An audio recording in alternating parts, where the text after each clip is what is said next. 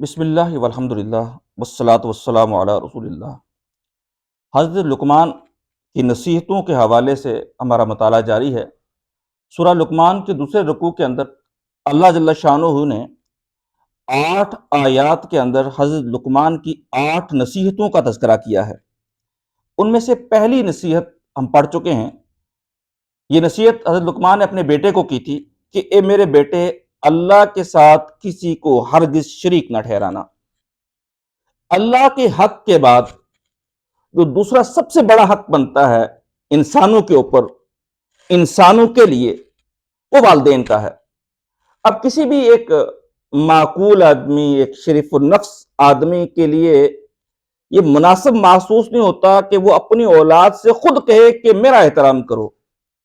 لہذا اللہ جل شانہ نے یہ کام حضرت لقمان سے لینے کی بجائے حضرت لقمان کی نصیحتوں کے اندر خود اپنی طرف سے چند باتوں کا تذکرہ کر دیا ہے، اور ان میں سے ایک بات یہ ہے کہ اپنے والدین کے ساتھ حسن سلوک کرو، ان کے ساتھ اچھا رویہ اختیار کرو۔ آج ہم اسی حوالے سے اس رکوع کی دوسری آیت کا مطالعہ کریں گے۔ اس کے اندر ارشاد ہوتا ہے، اعوذ باللہ من الشیطان الرجیم، بسم اللہ الرحمن الرحیم، وَوَصَّيْنَا الْإِنسَانَ، اور ہم نے انسان کو نصیحت کی، بِوَالِدَيْهِ، اس کے والدین کے بارے میں، حَمَلَتْهُ أُمُّهُ وَهْنًا عَلَى وَهْنٍ، اس کی والدہ نے اس کو کمزوری پر کمزوری جھیل کر اٹھایا، وَفِصَالُهُ فِي عَامَيْنِ، اور 2 سالوں میں دودھ چھڑوایا، انشکر لی، پس میرا شکریہ ادا کرو، وَوَالِدَيْكَ، اور اپنے والدین کا۔ تو اس آیت میں اللہ جل شانہ نے والدین کے بارے میں حسن سلوک کا حکم دیا ہے، ان کے ساتھ شکر گزاری کا رویہ اختیار کرنے کا حکم دیا ہے۔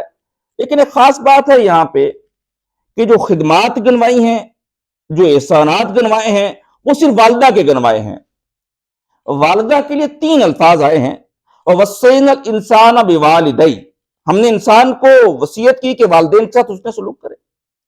حَمَلَتْهُ أُمُّهُ عَلَى وَهْنٍ عَلَى وَهْنٍ، اس کی والدہ نے اس کو کمزوری پر کمزوری جھیلتے ہوئے اٹھایا۔ یہ والدہ کے ایک احسان کا تذکرہ ہوا۔ وَفِصَالُهُ فِي عَامَيْنِ، اور 2 سالوں میں اس کا دودھ چھڑوایا۔ تو یہ والدہ کے دوسرے احسان کا تذکرہ ہو گیا، اور شروع میں اکٹھا والد اور والدہ کا تذکرہ ہو گیا تھا، وَوَصَّيْنَا الْإِنسَانَ بِوَالِدَيْهِ، اور ہم نے انسان کو اس کے والدین کے بارے میں حسن سلوک کی تاکید کی۔ اسی بات کا اشارہ غالباً اس حدیث مبارکہ کے اندر بھی ہوتا ہے کہ نبی اکرم صلی اللہ علیہ وآلہ وسلم کا ایک صحابی آپ کے پاس حاضر ہوا اور کہنے لگا کہ یا رسول اللہ، میرے حسن سلوک کا سب سے زیادہ مستحق کون ہے؟ تو آپ نے فرمایا کہ تمہاری والدہ۔ اس نے پھر سوال کیا کہ اس کے بعد میرے حسن سلوک کا سب سے زیادہ مستحق کون ہے؟ آپ نے فرمایا تمہاری والدہ۔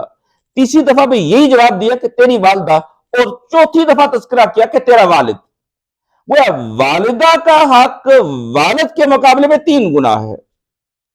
ویسے تو دونوں کا ہی مقام اور مرتبہ موجود ہے، لیکن خدمت اور حسن سلوک کے معاملے میں والدہ کو والد پر فوقیت حاصل ہے۔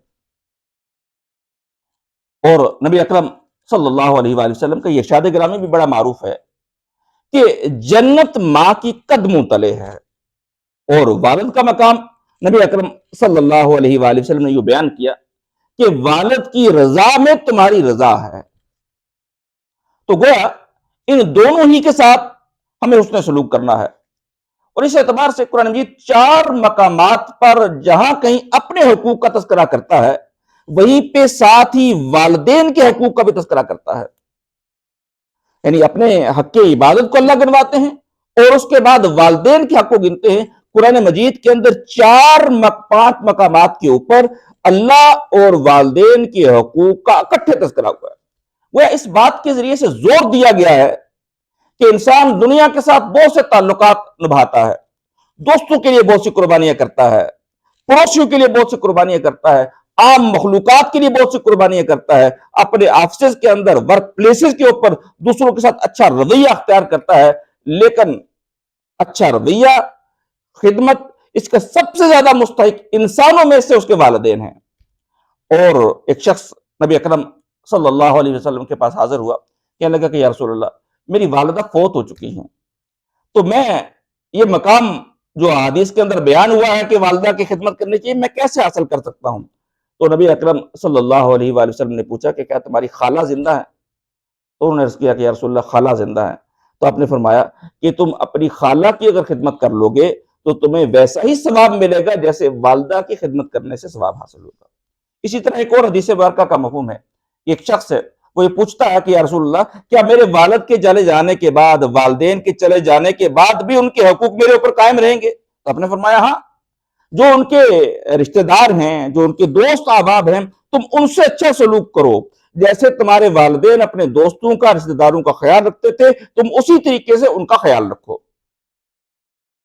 ایک اور واقعہ جو بخاری شریف کے اندر آتا ہے کہ کوئی صحابی آئے اور اللہ کے رسول صلی اللہ علیہ وسلم سے جہاد کے اندر جانے کی اجازت مانگی، تو آپ صلی اللہ علیہ وآلہ وسلم نے ان سے پوچھا کہ کیا تمہارے والدین زندہ ہیں؟ تو انہوں نے کہا کہ ہاں زندہ ہیں۔ تو آپ نے فرمایا کہ نہیں، میدان جہاد میں جانے کی بجائے تم اپنے والدین کی خدمت کرو۔ گویا اگر جہاد فرض عین نہیں ہوا، فرض کفایہ ہے، تو پھر والدین کی خدمت اور والدین کا خیال رکھنا، والدین کے ساتھ حسن سلوک میدان جہاد کے اندر جہاد پر جانے سے بھی زیادہ بلند مقام حاصل کر لیتا ہے۔ اور ایک اور حدیث مبارکہ تو بہت مشہور ہے کہ نبی اکرم صلی اللہ علیہ وآلہ وسلم نے غالباً رمضان کے اندر ممبر کی پہلی سیڑھی پہ قدم رکھا تو آمین کہا، دوسری پہ قدم رکھا تو پھر آمین کہا، تیسری پہ قدم رکھا تو پھر آمین کہا۔ تو صحابہ کرام نے بعد میں حیرت کا اظہار کیا کہ یا رسول اللہ آج عجیب طرز عمل دیکھا ہے ہم نے کہ آپ نے ہر سیڑھی پر قدم رکھتے ہوئے آمین کہا ہے۔ تو آپ نے فرمایا کہ جب ہر سیڑھی پہ میں نے قدم رکھا اور جبرائیل علیہ السلام آئے اور انہوں نے ایک دعا کی اور میں نے اس دعا پہ یا بد دعا پہ آمین کہی، ان میں سے ایک دعا یہ بھی تھی کہ ہلاک اور برباد ہو جائے وہ شخص جسے والدین میں سے دونوں یا کوئی ایک زندہ مل جائے اور وہ ان کی خدمت کر کے جنت نہ حاصل کر لے، تو ایسا شخص ہلاک اور برباد ہو جائے۔ تو جہاں والدین کی خدمت کا بڑا مقام ہے، وہیں خدمت نہ کرنے پر وعید بھی بہت زیادہ ہے۔ اللہ سے دعا یہی ہے کہ اللہ تعالیٰ جہاں اپنی عبادت کرنے کی توفیق نصیب فرمائے، وہیں والدین کے ساتھ حسن سلوک کرنے کی بھی توفیق نصیب فرمائے۔ وآخر دعوانا ان الحمد للہ رب العالمین۔